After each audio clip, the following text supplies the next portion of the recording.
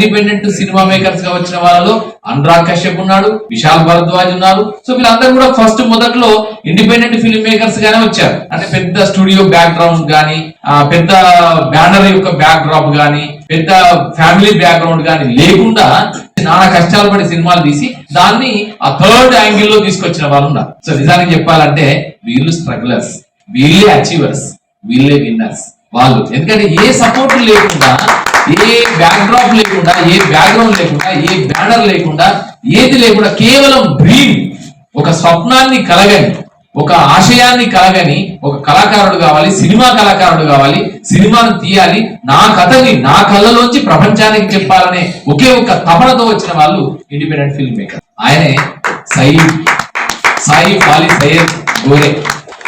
So ఒక్కసారి తమ్ముడు సయ్యద్ కి, సాయి ఫాలి సయ్యద్ కి శుభ గట్టి కొట్టచ్చయ్యా మనం.